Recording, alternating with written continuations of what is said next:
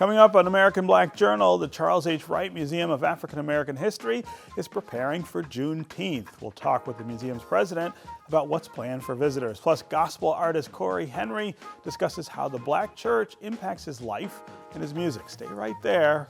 American Black Journal starts now. Across our Masco family of companies, our goal is to deliver better living possibilities and make positive changes in the neighborhoods where we live, work, and do business. Masco, a Michigan company since 1929. Support also provided by the Cynthia and Elsa Ford Fund for Journalism at Detroit PBS. The DTE Foundation is a proud sponsor of Detroit PBS. Through our giving, we are committed to meeting the needs of the communities we serve statewide to help ensure a bright and thriving future for all. Learn more at dtefoundation.com. Also brought to you by Nissan Foundation and viewers like you. Thank you.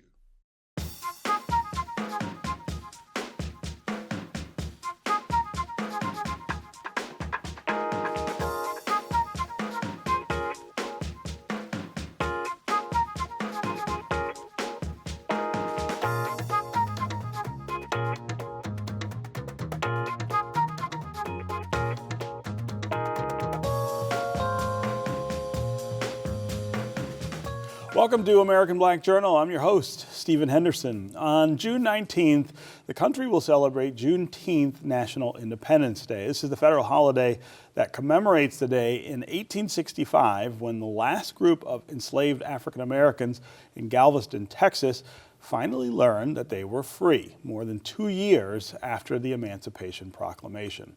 The Charles H. Wright Museum of African American History is marking the holiday with a variety of activities. This year's theme is a day of freedom, culture, and community. Here to tell us more is President and CEO Neil Barclay. Welcome back to American Black Journal.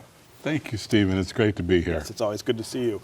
I think it will be hard to think of Juneteenth this year outside the context of all the things that are going on, in particularly in a national sense, that seek to roll back much of the progress, at least from a legislative and judicial standpoint, that African Americans have made since the 1960s. But in particular, the recent Supreme Court ruling about the Voting Rights Act and how it's applied, really wiping out much of the infrastructure that we have been using to wipe out centuries of discrimination before that, is to me just an incredible parallel with the idea of commemorating Juneteenth. What the court is saying in many ways is, look, racism's over. Discrimination is in the past. We don't need these tools anymore to assure that people are treated equally. The celebration of Juneteenth reminds us that all of that is foundational in this nation, and that there likely won't ever be a day that race doesn't play a role and that discrimination doesn't exist. Well, certainly not as long as we ignore the fact that it does play such an important role in all of our lives, right? This notion that disparate impact is not something that we should consider. Right. How the law, how our jurisprudence affects people in the real world is what the Supreme Court now feels is not the way to look at these cases, just to look at them as based on merit, based on any number of other factors, some of which in and of themselves are also discriminatory. In the history of and race. so ingrained in the history of race, and are frankly reasons why the Voting Rights Act in this case was even put into place, right? Where some of the same tactics that we're now seeing today. So certainly as a historian, as an institution that really focuses on history, it's quite a kind of a shocking evolution of the law right now that we see. I mean, it's really cutting the legs out from under all the infrastructure that we've built to make the progress that we have. Absolutely. But nonetheless, this is a celebration. We should talk about but that. It also it brings up why voting is so important. Yes, too, right. Right. There's how many people that just don't vote, right? And it just shows you how even with everything that's happening in other parts of jurisprudence, gerrymandering, for example, as onerous as it looks, it doesn't look so bad if you think about people voting. Yes, right. That's right. If more people come out to vote. If everyone who was eligible voted, come out to vote, the results would yeah. look different Totally. without some of those Without it. tools. Exactly. Yeah. So Yeah. Juneteenth is a celebration, though. Yes, it is a celebration, right? Let's talk about what that's going to look like at the museum. Oh, it's so great. It's interesting because, one of our largest days of the year has always been MLK Day, right? And now the second holiday has taken on an equal amount of just opportunities for us to celebrate so many aspects of our culture. Yeah. It's an all-day celebration. There's something really literally for everyone of every age. It's programmed to be intergenerational. So there are, I'm sitting here looking at the list, there is everything from silent yoga in the rotunda, to kids, to Jamon Jordan will be on hand, the official historian for Detroit, to really give us some of the context of the day. There's book giveaways, there's, culinary heritage. We look at our sort of food culture, obviously in Galveston, that was a big deal and big in this celebration, the food that was used to celebrate, and the legacy of food and health too. So we talk about some of those issues as well. Yeah. But it's going to be a great day, and I think we're really looking forward to it. Yeah. It is a newish holiday, and compared to MLK Day, which is now, 40 years old 40 years almost, old, yeah. It's really new. Is it evolving? I loved the parallel that you drew to it when you started talking about it, and I'm not sure that everyone is thinking of it in those terms. But talk a little about how it has kind of found its own footing in the few years that we've had it. Well, it's a great example of traditions in African American culture that people are just not as aware of, right? And I think making it a holiday has made people more aware of it. But, the year after the Juneteenth occurred in 1865, starting in 1866, celebrations were held in Galveston, Texas for Juneteenth, right? And as those celebrations went on, through the 20s and 30s, people coming from the north to the south, south to the north, right, and bringing those traditions of migration. Through the Great Migration, coming up to the north, they brought these traditions, right? And so in many communities, Juneteenth is not a new celebration. What's new about it is it's now a national holiday, and more people outside of the African American community are becoming aware of this incident, how it happened, the history of it, and are celebrating with the African American communities. It's really extraordinary event. Yeah. Right? I mean, one of the things I really like about the holiday and the commemoration of it is, it's about this literal delayed freedom for these enslaved people in Galveston. But I think it points us to a deeper thought about what freedom is and who controls who's free and who's not. Certainly, we are all subject to governments and other kinds of authorities, but that's not the only freedom that matters. And the freedom of culture and expression and history and celebration are just as important. And the holiday really makes us think about that. Yeah, if not more so in some ways, right? Particularly in this moment, our understanding of who we are, our history, where we came from is really the armor that we have in getting through what is a very challenging period, I think, for African Americans. This notion that we as a people have had these kinds of upfronts, if you will, but that we continue to evolve and to move beyond them in a way that remains, that really brings forward front and center our real desire to be free, to understand what freedom means, to understand what the Constitution promised all people, and to make that real in this world, So all of those things come up, as a part of this. You think about 2 years later, So people looking back, wow, for the last 2 years I could have. Right. you We didn't know. have to continue But to. boy, when it happens, they're going to celebrate that, right? Yeah. And hopefully make that part of who they are, that Yeah. freedom and that ability to really express their culture, their identity in important ways. Yeah, and that's a huge part, of course, of the museum's overall mission Overall, and absolutely. purpose. We've got a few minutes left. Talk just a little about the state of the museum, which I think is, I've said this to you before, much better since you came to town. There's a lot more, I think, hope and positive momentum coming out of it, but give us an update. Yeah, the museum is doing well. I Yeah. think it's a challenging time, obviously, for all Black institutions. But I think the museum has really found a kind of rhythm where we're not seeing ourselves as just a museum, but really as a community asset, and not just for the African American community, but for Southeast Michigan and frankly nationally. Yeah. And so that idea about our work has really led us to do things like the Wright conversations, where we brought in everybody from Nikki Giovanni to Benjamin Crump, folks that really have a lot to say about the present moment. We're leaning more into performance. History has African Americans have had such a vast contribution in the area of performing arts, right? Of course. Whether it's dance, music, et cetera. So that, the African World Festival, we continue to evolve into really a celebration of the African diaspora, and particularly Detroit's role in it. So, we are, I think, really trying to do more and more. I think the coming year will see us also move more into communities. I think a lot of tours and things are coming through the museum itself, but now we see ourselves as being able to contribute to work that's happening, in neighborhoods, right? And I know that Mayor Sheffield, that's one of her great passions and initiatives that she wants to see, and we are totally on board for that, and are looking forward to being able to create things in communities throughout Detroit, actually throughout Southeast Michigan. Throughout Michigan, Yeah. So it's a really exciting time for us, I think. And the next season is pretty extraordinary.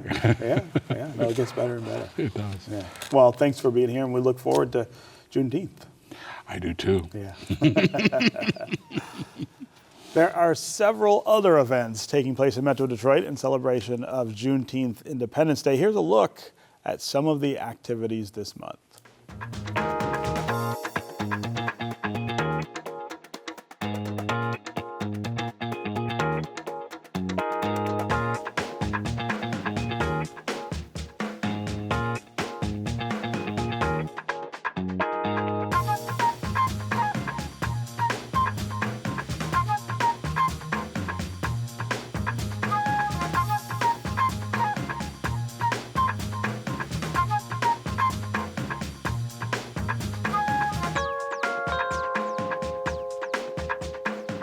We have another installment from the new Faith in Detroit project led by Christ Church Cranbrook in partnership with Detroit PBS and others.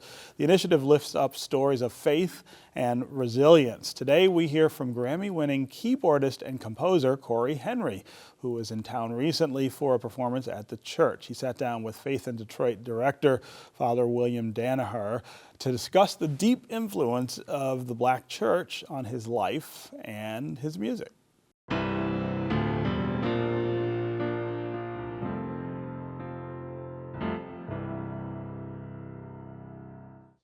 Cory Henry, it's great to have you with us in this interview, and you are such a magnificent talent.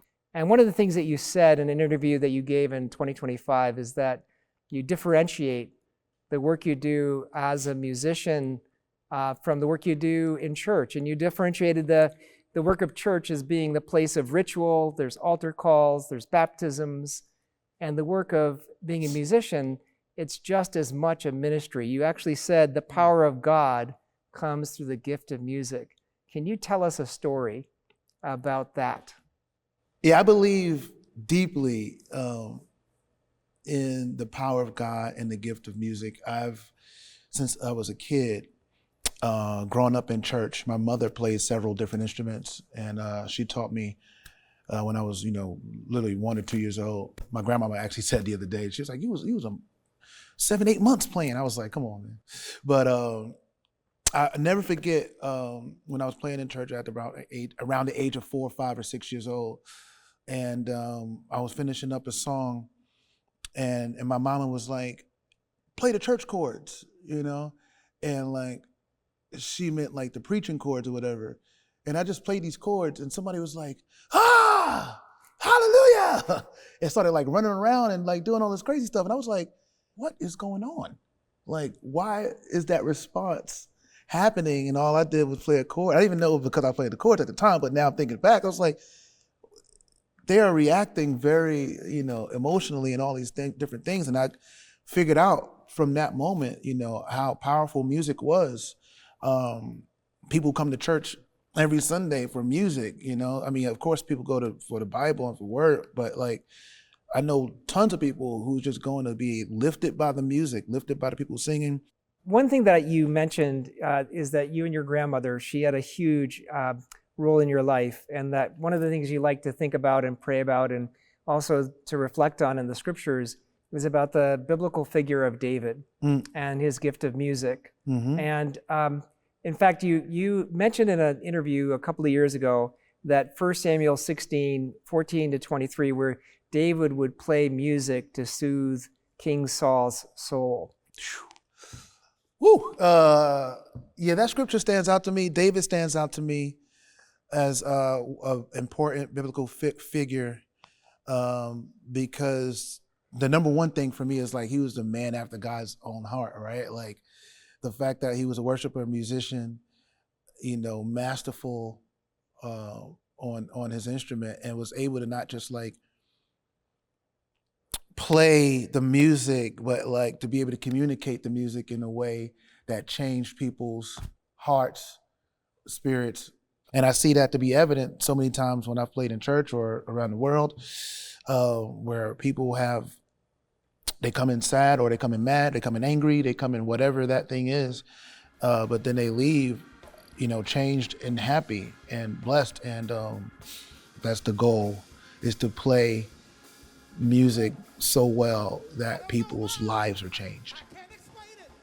One of the things you did say in another interview I did some research on is you did have a moment in your life where you were far away from church and from religion, and then found yourself drawn back. And I was wondering if that was in a sense, your musical gifts helped you transcend the church for a bit, and you kind of followed your music where it was taking you. And then you found the music of the church drawing you back. Can you talk about that journey back and forth? So I played in church, like specifically for 20 years or so. And then I stopped for almost 20 years. It's crazy. But I stopped for a lot of different reasons. I kind of was angry. And I had rightful, just reasons to be upset with the church and people that I respected. And I didn't want to really be in the church. But the music and the Spirit of God never left me. I never felt like I was far from God, even though I had left the church. But I had to have all those experiences outside the church, because that it has made me who I am today, being able to talk to people, learn about other experiences and cultures. It's shown me a lot, right? And it seemed like I got to the end of a point where it felt like I needed to be back. And I had a friend of mine tell me, he's like, "Yeah, you should have made that gospel record years ago, man. You would have been way more famous." And I was like, and I said to him, I was like, no, right? Like, because I didn't live the experience that I need to sing about. And that's super important. Like, I made a record called Church, right? And won a Grammy. And I don't think it won a Grammy because I just made it. I think it won a Grammy because it's a true experience, right? Like, when I listen to the album, you're hearing my whole life on record. Like, my grandmama singing a song that we used to sing 30 years ago, and like, or still sing to this day, actually. But I think about when I was a kid hearing some of these songs, some of the songs I recorded. And before I recorded the record, I was just like, it felt like I had needed to be back. Like, I knew the sound never left me, but I wanted to be back in fellowship and like community with people of believers and things like that. And it's been important. It's been important. I'm happy that I had the transition to go from being in church to being so far removed, and now, you know, being back technically. Can you say a little bit more about the kind of church you're building now? For example, the kind of plant you have in LA. I started the church experience in LA a year ago, on Resurrection Sunday last year, to be exact. You know, he got up and so did we. He got up and started the church experience, and this whole experience is for everybody. First off, it's literally for everybody. I mean, like, no matter where you come from, no matter what you your belief system in or whatever that, it's for everybody. And like the people who grew up in church but don't go to church because they have their own things, and it's a lot of people like that want to come back to church, but they won't go to the churches that they grew up in. But they need and they want a space. I want a space where freedom is like freedom is exalted a little bit. Like freedom is like lifted up versus like somebody telling you what to do, when you can praise, when you got to sit down. And we're doing that in LA. And I'm seeing people from all different walks of life, Jewish people, Muslims, like young, old, white, black, Hispanic, like they're all coming there and they're like, oh, and like crying their eyes out. And I'm like, whoa, like back to the power of God. Like my church is, it's like a piece of what heaven is. Because correct me if I'm wrong, like there's like no preaching in heaven as much as I learned, right? There's like praise and worship and like just like worship in heaven. There is no need for instruction because everybody sees face to face. Boom, boom. And that also stands out to me. When I learned that, I was like, oh no, I want a slice of heaven on earth. There's something that came up in a documentary that was done connected to the church, which was amazing. Thank you. It was one of your cousins, I think, said that you had lost your mom at 7, your dad at 14. And first of all, those traumas are never fully transcended, and I am so sorry that you had to go through that. And going through that trauma, who stepped up, who stepped in, and does that trauma inform a little bit your concern to make sure that that church makes room for everybody? Is that okay we go there? Yeah. My grandmama, she was a big deal. She stepped up. My grandparents stepped up. My godfather, Bishop Jeffrey Wright, stepped up. Him and Lady Drew, my mama.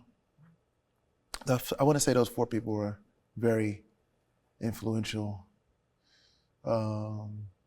especially when I was a teenager. But the streets of Brooklyn stepped up. I used to run the streets crazy. Like, I learned so much being in New York, and I definitely have to give New York credit because there's just a lot that happened as a teenager that, like, if I wasn't in the streets, I wouldn't have known, good and bad. But my grandmama is like, she's the closest thing to God I know, right? Like, she's a theologian, has a master's degree, and like prayer warrior, and like every day she's just like reminding me to be more godly, you know? And I also want to shout out Bishop Jeffrey Wright, my godfather, for being a musical influence, a big musical influence to me. Those are some people I would love to, you know, shout out. And and as you grow and as you think about the work that you're doing now and building a church in full, do you find yourself thinking about those people who struggle with difficulty or struggle with distance or struggle with getting into church? How is part of what you're doing creating that space so that everybody who has in some ways either had a difficulty or distance or has a bit of church wound finds their way back to God and to the power the church can be for people? Absolutely. I'm trying to build a space, and I'm continue to build a space that I feel is safe for people like me, right? Like people who've been to church, people who got hurt by church, people who want to come back to church, you know, because people want to have a space where they can worship God. And a lot of people feel like they can't do that at church, which is so crazy. What I'm building is like, I want people to feel comfortable to feel God because they need God. And I want God to make the changes. I'm not trying to make the changes, right? Like, whatever your thing is, whatever you like to do, whatever you do outside, it's like, that don't got nothing to do with me. But if you're supposed to be changed, God will change you. That's like, I don't feel that my job is to be like, you gotta live this way because the Bible says so and blah, blah, blah. It's like, they can go to Sunday morning church and get that if they want it, you know? But at my church, we're just like, come in and let's worship together and let's start there. And then the change will be made or whatever the case, you know, things will happen. And I feel good about that. I'm not, like I said, I'm not trying to do anything more than that. You can see more of Father Danaher's conversation with Cory Henry at AmericanBlackJournal.org. That's going to do it for us this week. You can find out more about our guests on our website, and you can connect with us anytime on social media. Take care, and we'll see you next time. This program is made possible in part by Lilly Endowment in Christ Church, Cranbrook. Across our Masco family of companies, our goal is to deliver better living possibilities and make positive changes in the neighborhoods where we live, work, and do business. Masco, a Michigan company since 1929. Support also provided by the Cynthia and Elsa Ford Fund for Journalism at Detroit PBS. The DTE Foundation is a proud sponsor of Detroit PBS. Through our giving, we are committed to meeting the needs of the communities we serve statewide to help ensure a bright and thriving future for all. Learn more at dtefoundation.com. Also brought to you by Nissan Foundation and viewers like you. Thank you.